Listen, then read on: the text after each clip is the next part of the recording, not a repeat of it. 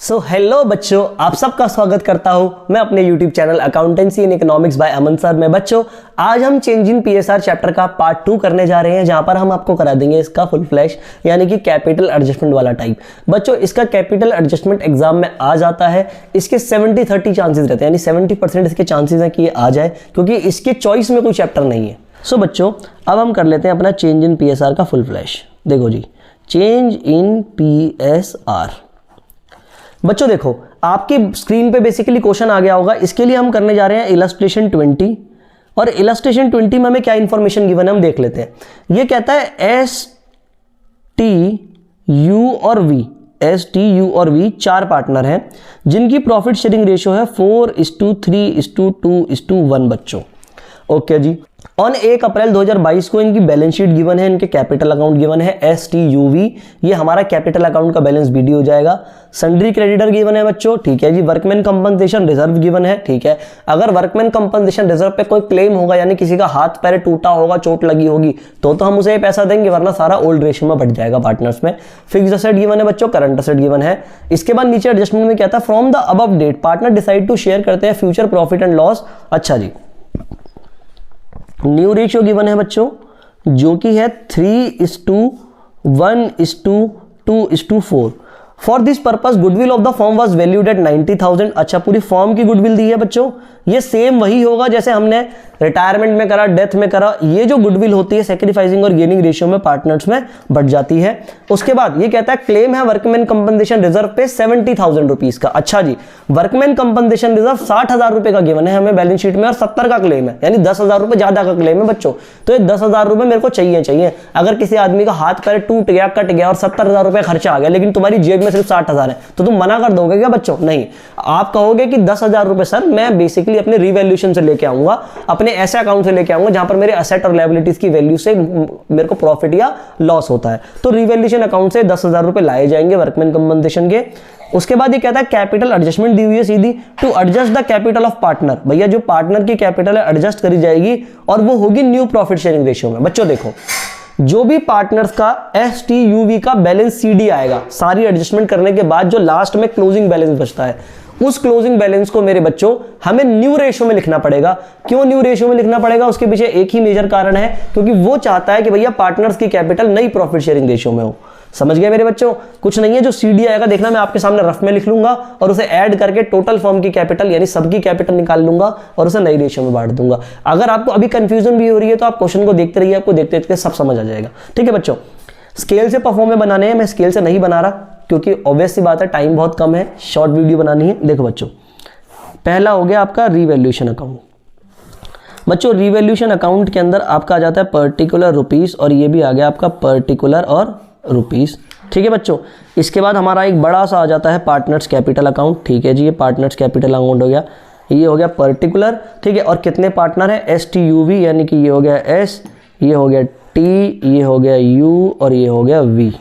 फिर ये भी आ गया बच्चों पर्टिकुलर, ये हो गया S, ये हो गया T और ये हो गया U और ये हो गया V। बच्चों ये हमारे 2 अकाउंट हमारे सामने आ चुके हैं, बन चुके हैं बेसिकली। ठीक है, अब रिवैल्यूएशन अकाउंट के अंदर हम एंट्रीज डाल लेते हैं। ये आ गया पर्टिकुलर रुपीस, पर्टिकुलर, और ये आ गया रुपीस। हेडिंग लिख लेंगे कि भाई ये रिवैल्यूएशन अकाउंट है, डेबिटर क्रेडिट। ठीक है, इसके बाद क्या हो जाता है, बेसिकली ये हो जाता है पार्टनर्स कैपिटल अकाउंट। 4 पार्टनर है बच्चों, पर्टिकुलर, ये आ गया S, ये आ गया T, ये आ गया U और V। वही बच्चों पर्टिकुलर S, T, U और V। बच्चों बैलेंस शीट हम थोड़ा सा साइड में स्पेस बच रहा है, यहीं बना लेते हैं। थोड़ी कंजस्टेड हो जाए तो समझ लेना कि आपके सर ने इस पेज में कराने के मारे ही ऐसे कराया कि सेम पेज के अंदर ही हमारा सॉल्यूशन आ जाए। तो ये आ गई बच्चों लायबिलिटी, और ये आ गई रुपीस, और ये आ गया एसेट, और ये आ गया रुपीस, और ये आ गई बैलेंस शीट। बहुत ज़्यादा कंजस्टेड तो नहीं है, हम काम चला लेंगे। ठीक है बच्चों, वरना आप पहले रिवोल्यूशन बनाना, पार्टनर्स कैपिटल बनाना, उसके नीचे बैलेंस शीट बना लेना। देखो जी अब हम क्वेश्चन करना स्टार्ट करते हैं बच्चों। सबसे पहले मेरे को एडजस्टमेंट में पता है कि सबसे पहला वर्कमैन कंपनसेशन रिजर्व पे एडजस्टमेंट है, तो आप उसको मार्क कर लीजिए। आपकी स्क्रीन पे क्वेश्चन होगा, देखो मैंने मार्क कर दिया है साथ साथ, ठीक है, फोटो में मार्क कराई हुआ है, ठीक है। अब हम स्टार्टिंग से डालना स्टार्ट करेंगे। कैपिटल अकाउंट दिया हुआ है, ठीक है जी। कैपिटल अकाउंट होता है बच्चों बाय बैलेंस BD, यानी कि ये होता है ओपनिंग बैलेंस।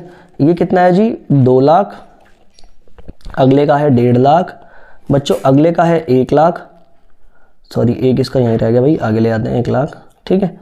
ओहो क्या कंजस्टेड हो गया, ऐसे समझ लेते हैं, चलो जी। ये हो गया 1 लाख और अगले का है 50,000। इसके बाद सन्ड्री क्रेडिटर पे कोई एडजस्टमेंट नहीं है, तो sundry creditor as it is बच्चों अपना क्रेडिटर वाली साइड पर आ जाएगा। ये आ गया क्रेडिटर वाली साइड में, कितना है बच्चों 80,000 रुपीज़ का। वर्कमैन कंपनसेशन रिजर्व जो कि 60,000 रुपये का, इस पर एडजस्टमेंट ऐसे भी छोड़ देते हैं। फिर असेट्स में लिख लेते हैं, हमारा आ जाता है फिक्स्ड असेट्स। चलो जी फिक्स्ड असेट कितने का है, बैलेंस शीट में दिया है 4,40,000 रुपये का। और करंट असेट भी दिया है क्वेश्चन के अंदर, चलो जी इसे भी लिख लेते हैं। करंट असेट्स भी क्वेश्चन के अंदर गिवन है 2 लाख रुपये का। बच्चों इसमें रिवैल्यूएशन की कोई एंट्री नहीं थी कि असेट इंक्रीज हो रहा है या असेट डिक्रीज हो रहा है या लायबिलिटी कोई घटिया बढ़ रही है या उसकी पेमेंट हो रही है, तो दैट्स वाई मैंने कोई एडजस्टमेंट ना करते हुए उनको सीधा लिख दिया, क्योंकि जब एडजस्टमेंट नहीं है तो मैं क्यों करूँगी बिना बात के, सेम एज इट इज। अब हम नीचे आ जाते हैं।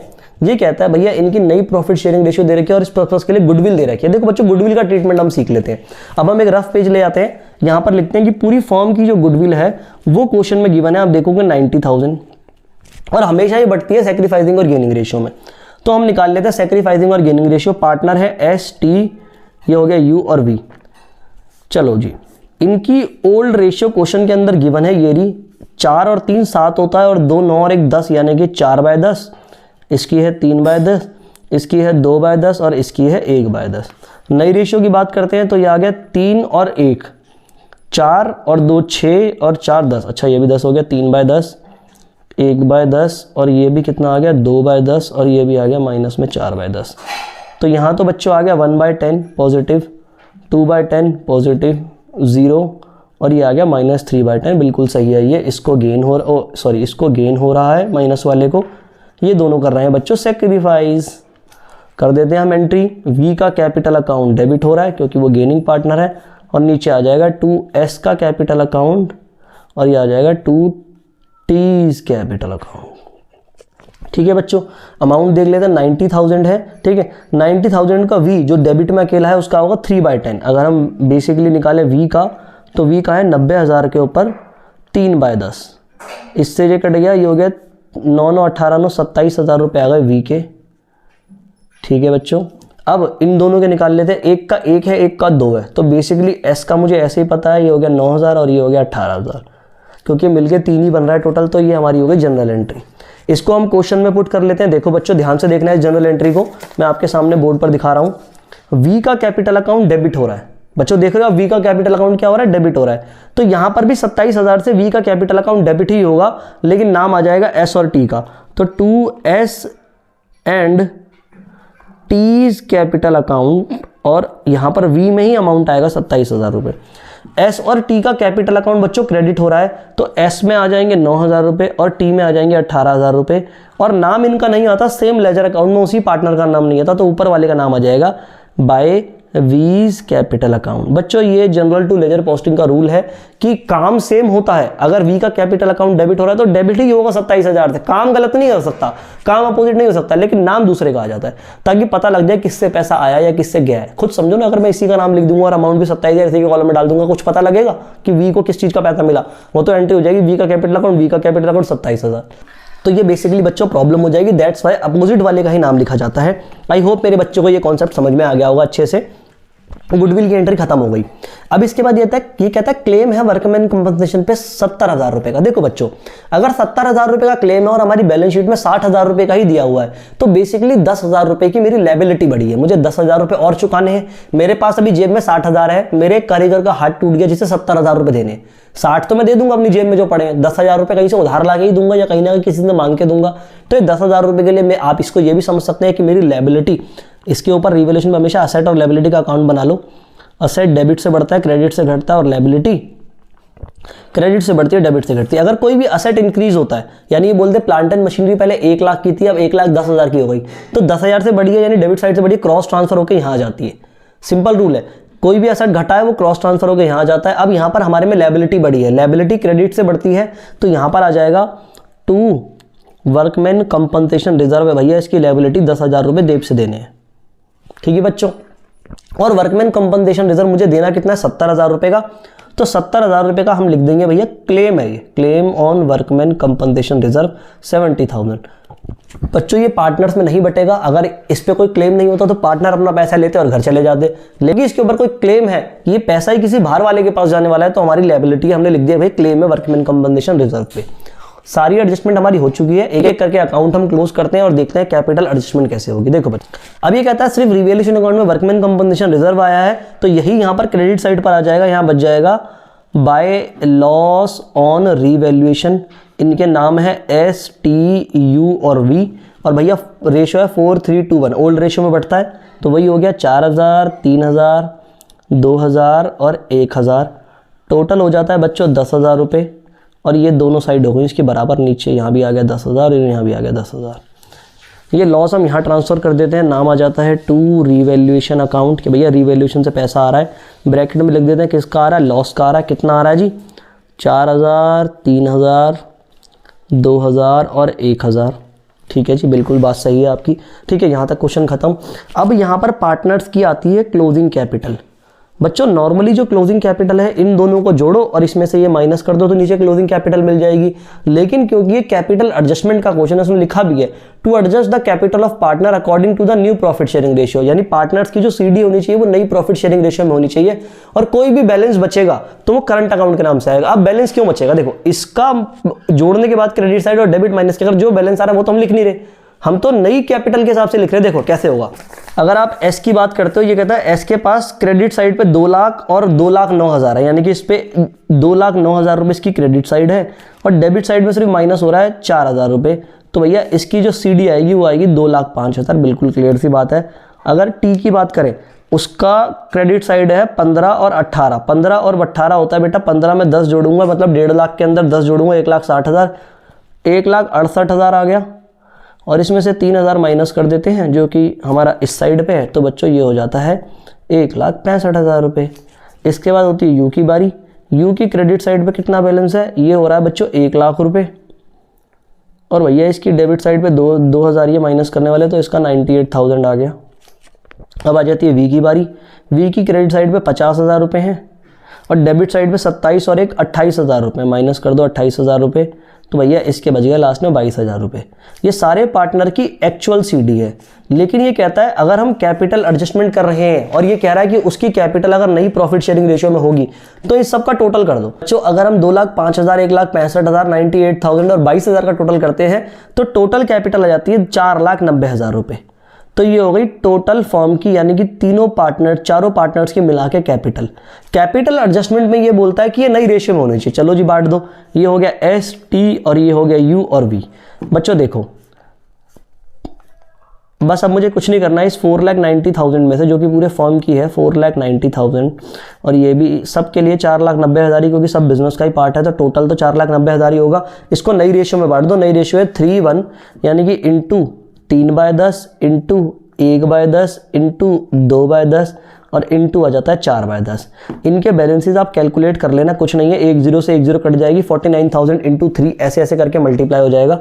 ये आ जाएगा 1,47,000 एक की, अगले की आ जाएगी बच्चों 49,000, 1 0 से 1 0 कट गया, 49,000 इंटू 1 49,000 ही होता है। अगले की 98,000, 49,000 इंटू 2 49,000 इंटू 4 होता है बच्चों 1,96,000।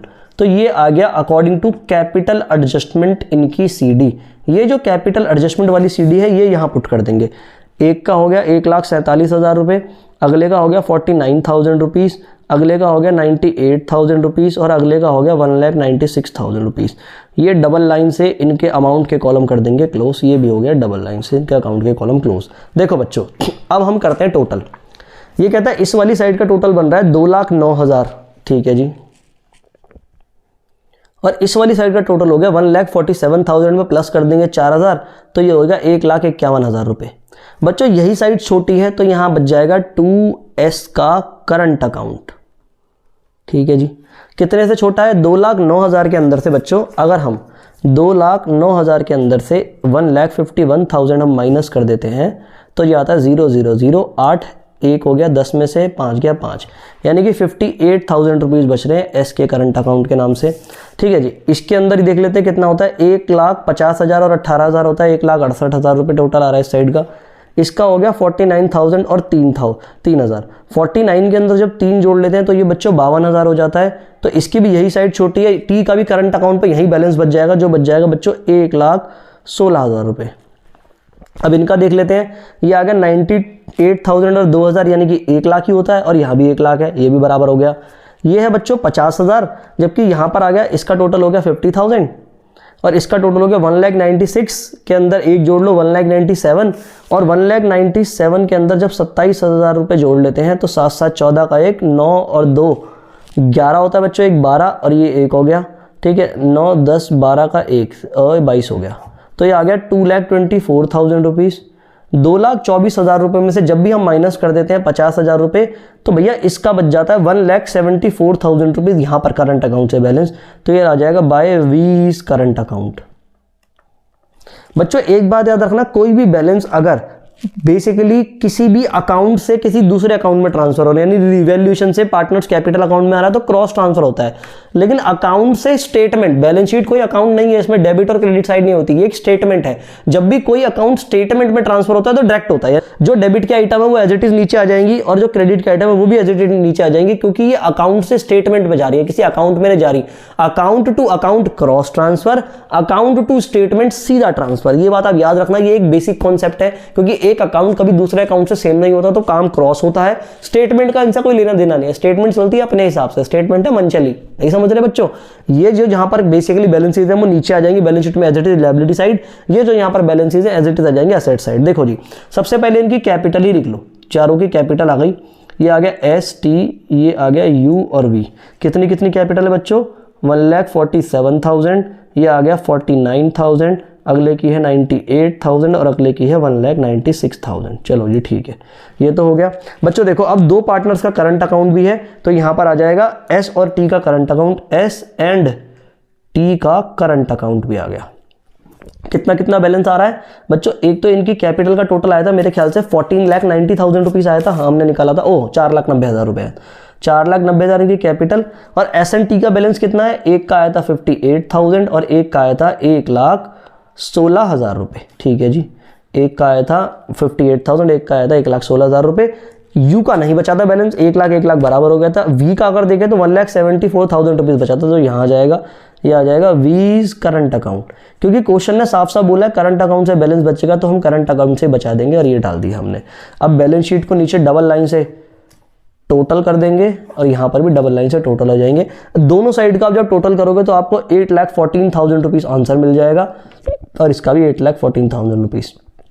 यहाँ पर कैपिटल एडजस्टमेंट खत्म हो जाता है। आप मेरे साथ बैठ के क्वेश्चन करना, वीडियो को साथ साथ, ऐसे मत करना पहले वीडियो देख लो फिर बाद में क्वेश्चन करो तो आपको प्रॉब्लम आ सकती है। एक बार आप मेरे साथ कर लोगे तो आपको क्वेश्चन 101% समझ में आ जाएगा। यही था चेंज इन पीएसआर बच्चों full flash. Thank you so much बच्चों, मेरी वीडियोस को लाइक करो, अपने दोस्तों को भी शेयर करो, ताकि जिनके क्लास 12 के कॉन्सेप्ट अच्छे नहीं है उनके भी अच्छे हो जाए। मैं बहुत जल्दी स्मार्ट बोर्ड पर क्लासेस स्टार्ट करने वाला हूँ ताकि मेरे बच्चों के कॉन्सेप्ट क्लैरिटी और अच्छी हो जाए। थैंक यू सो मच बच्चों, ऐसे ही वीडियोस को देखते रहिए, लाइक करते रहिए। Thank you.